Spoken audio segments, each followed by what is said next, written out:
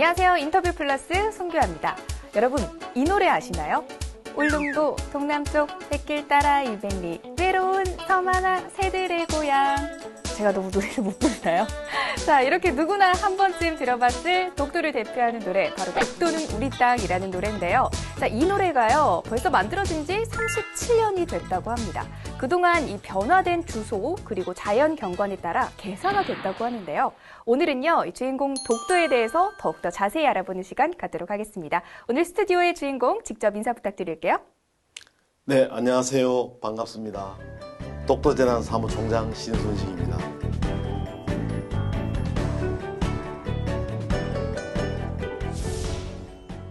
네, 사무총장님께서 취임하신 지 이제 벌써 6개월 앞두고 있다고 하시는데요. 독도 업무를 마주하게 돼서 좀 어깨가 무겁다고 해야 될까요? 책임감이 좀 크실 것 같은데 어떠신가요? 네, 그렇습니다. 독도재단 설립 10주년을 맞이해서 그 어느 때보다도 막중한 책임감과 소명의식을 느끼고 있습니다. 제가 도청에 근무할 때 독도 정책관으로서, 그리고 독도 정책과장으로서, 그리고 국방대학교 안보과정을 거치면서 네. 국가 안보 현실과 독도에 대한 문제를 많이 공부하고 생각했습니다만은 지금 현실이 한일 관계가 극도로 위중한 상태에 있기 때문에 하나하나 대화하는 문제가 위중하다 하겠습니다.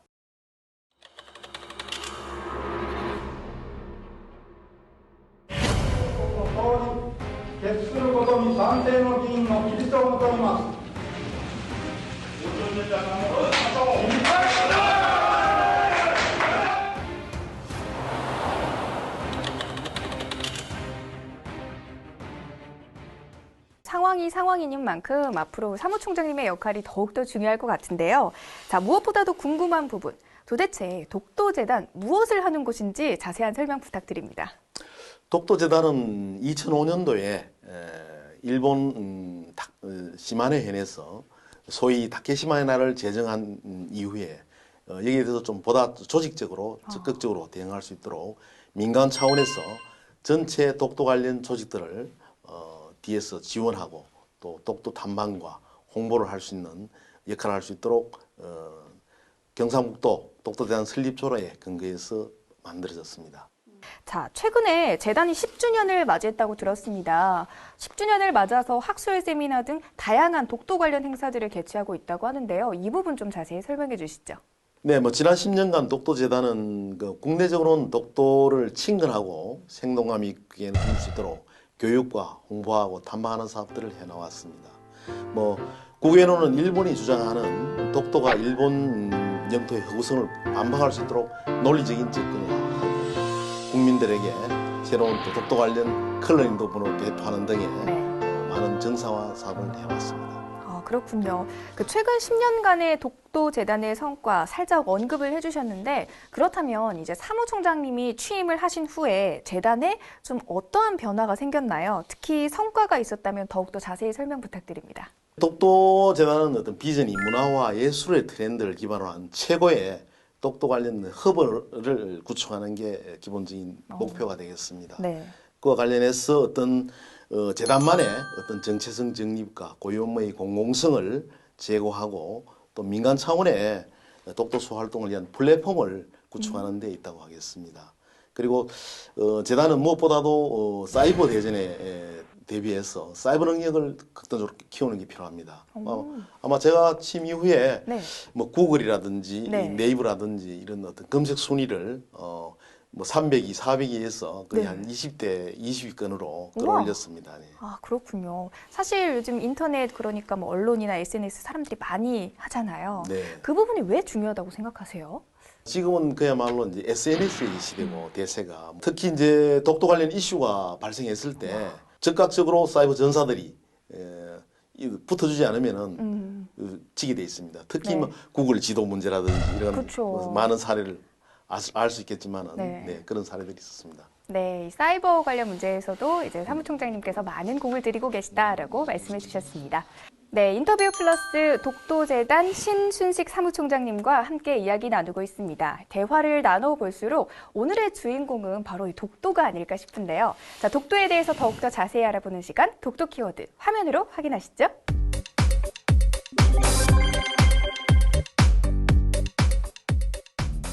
네, 첫 번째 독도 키워드는요, 바로 역사적 근거입니다. 사무총장님, 그 독도가 우리 땅임을 명확히 하는 논거가 참 중요하잖아요. 네. 자, 역사적 근거부터 한번 얘기해 볼까요? 독도는 국제법적으로나 역사적으로, 지리적으로 독도가 한국 땅임이 명백합니다. 네. 역사적으로는 보면은 지난 512년도에 이사부 장군께서 네.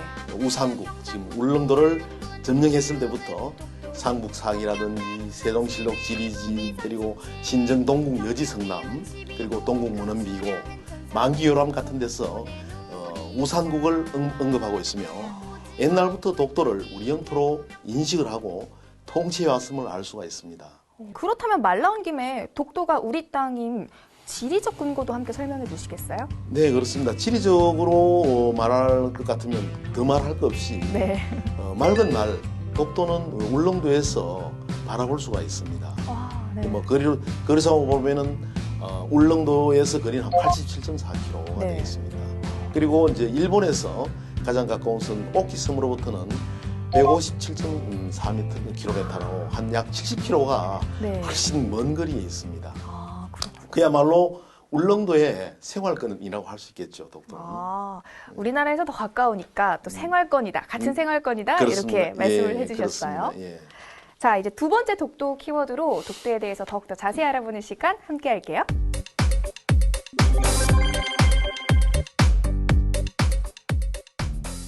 네, 두 번째 키워드는요, 바로 독도 영유권입니다. 자, 독도 영유권은 국제법적 근거를 이야기하는 것 같은데요. 맞나요? 네, 그렇습니다. 1900년 10월 25일 날 네. 독도는 울릉군에 속하는 땅이므로 울릉군은 울릉도와 석도, 즉 지금의 독도를 다스린다는 내용이 담긴 대한 제국 칙령 제41호를 공포해서 간보에 게시한 바가 있습니다. 그 조선의 울릉도와 독도에 대한 대한제국의 주권을 명백히 했다고 할 수 있겠습니다. 그렇군요. 예, 그리고 이제 일본은 폭력과 탐욕으로 네. 빼앗은 일체의 지역으로부터 물러나야 한다는 1944년도에 어떤 가이로 선언과 이를 또 승리한 포츠담 선언을 내서는 네. 수락하고 1945년도 8월 15일 날 일본은 항복을 한 바가 있습니다. 그렇죠. 그리고 그 1946년도 1월 달에는 연합국 최고 사령관 각서 제677호로 일본의 정의를 통해서 독도를 일본의 영토에서 제외를 했습니다. 그리고 6월에 발표한 연합국 최고 사령관 1033호로도 일본의 선박과 일본의 국민은 독도 주변 12일 이내에 접근을 못하도록 금지시킨 바가 있습니다. 지리적, 역사적, 또 국제적인 이런 근거들, 그러니까 우리나라 땅이다라는 근거들이 굉장히 많은데 왜 자꾸 그 일본이 독도에 집착하는 이유를 저도 사실 모르겠거든요. 그런데 세 번째 키워드에서는 그 이유를 알 수 있다고 합니다.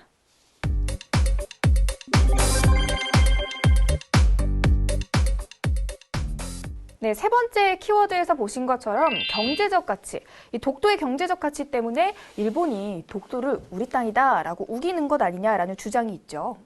네, 그렇습니다. 무엇보다도 아무래도 경제적인 가치가 우선하지 않겠나 생각합니다. 네. 첫 번째 보면은 독도 주변에는 한류와 난류가 교차하는 지역이 있다 보니까 또 플랑크톤이 풍부하고 그쵸. 그래서 그 물고기라든지 이런 수자원들이 또 풍부합니다. 많죠. 그리고 이제 메탄이 주성분이라 할 수 있는 네. 천연가스에 얼음으로 둘러싸인 고체, 즉 하이드레이트라는 미래 자원이 또 풍부하기도 합니다.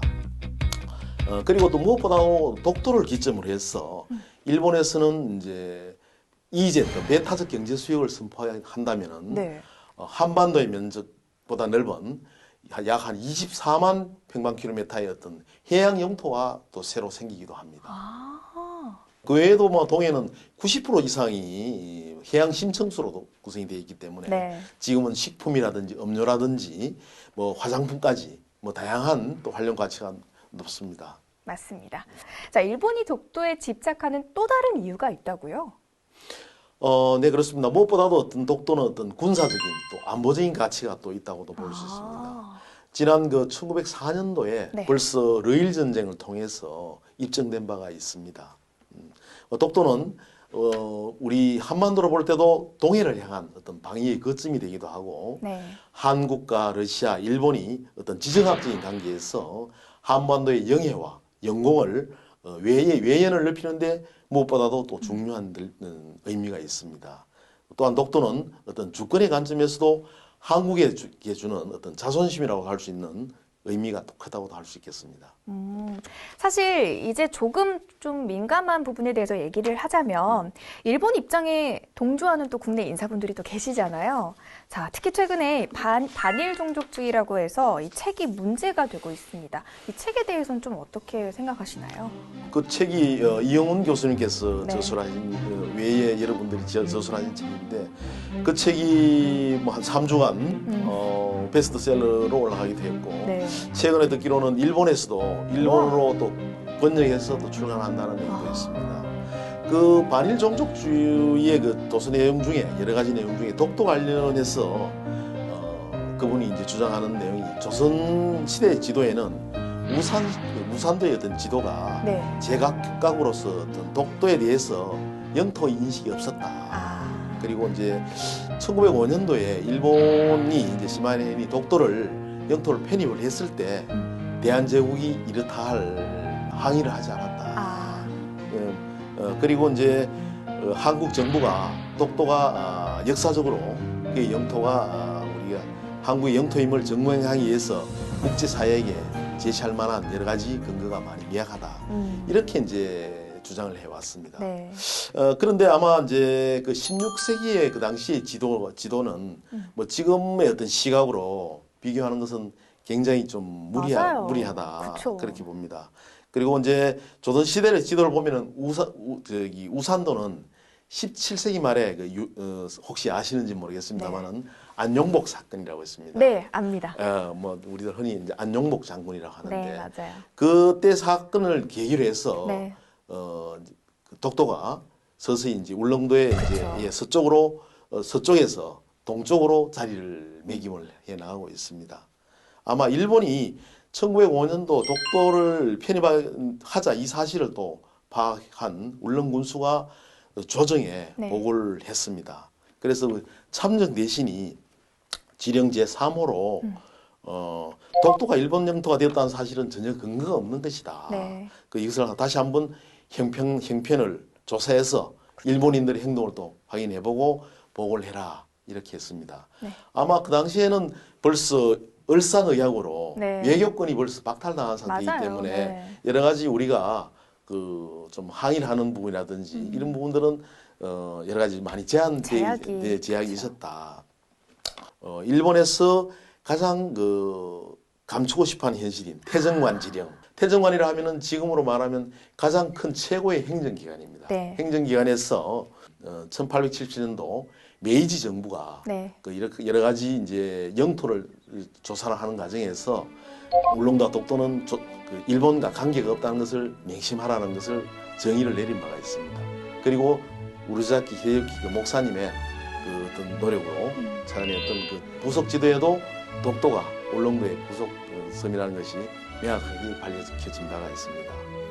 뭐 그 외에도 보면은 그 일제 강점기에도 네. 일본 수로다라든지 육군성에서 발행한 지도라든지 여러 가지 지도에서 보면은 독도는 그 조선 영토로 표기가 되어 있습니다.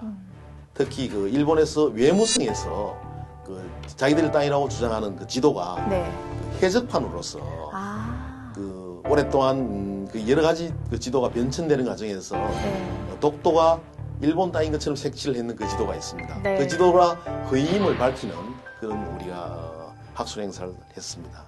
뭐 그래서 아마 이영훈 교수님께서도 책에서 밝힌 바가 있습니다만은 네. 본인이 여러 가지 좀 이렇게 수정할 부분이 있으면은 언제든지 수정을 하겠다. 본인도 그에 대해서는 전문가가 아니라고 밝힌 바가 있듯이 네. 국내에서도 많은 연구기관이나 학자들께서도 좀 논의를 통해서 수정해서 자라나는 후세들에게 네. 좀 제대로 된 역사관을 교육을 했으면 좋겠습니다. 자, 계속해서 역사적으로, 지리적, 그리고 국제적으로 이 독도가 우리 땅임을 확인시키는 노력이 계속해서 필요할 것 같은데요. 자, 이렇게 대표적인 국내외 활동들 어떤 것들이 있는지 소개 좀 해주시죠. 저희 재단에서는 국내적으로는 이제 찾아가는 독도 교육을 여러 가지 학교라든지 군부대라든지 네. 각종 큰 기관에 어떤 수요처가 있는 데면 언제든지 달려가서 이제 찾아가는 독도 교육과 그리고 가장 요즘 인기 있는 네. 독도 홍보버스를 운영하고 있습니다. 독도 홍보버스요? 네, 아마 국내에서 큰 행사를 1년에 한 40회 정도 큰 행사에는 독도 홍보버스에 가면 독도 포토존에서 사진도 찍고 VR도 찍고 네. 독도 관련 역사적인 법적인 사실도 공부할 수 있는 좋은 기회를 갖도록 그렇게 하고 있습니다.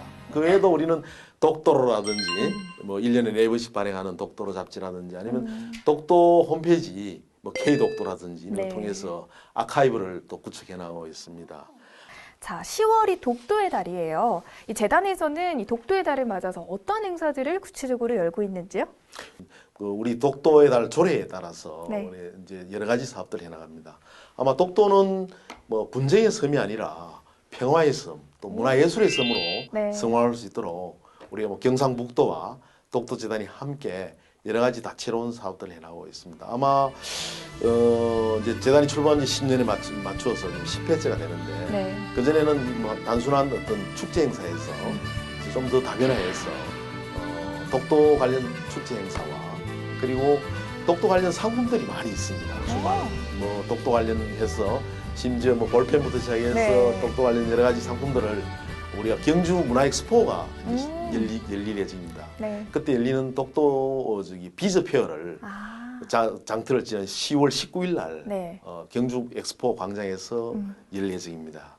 그리고 또 몇만 명이 되는 독도 명예주민증을 갖고 있는 분들이 많이 있습니다. 네. 그분들 중에서도 한번 우리가 다시 한번 홈커밍데이 비슷하게 독도를 방문할 수 있는 네. 한번 세계 독도 주민증 우와. 대회도 한번 곁들이고 또 대구 쪽에 있는 청년들을 네. 한번 독도에 탐방할 수 있는 너무 그런 좋네요. 프로그램을 한 4가지 테마로 하고 그 외에도 아마 경상북도에서 여러 가지 다채로운 독도의 달 행사를 해나갈 예정입니다. 네, 맞습니다. 자, 그렇다면 독도를 밟은 우리나라 국민들의 좀 현황 수라던가 이런 것도 좀 궁금하거든요. 어느 정도인가요?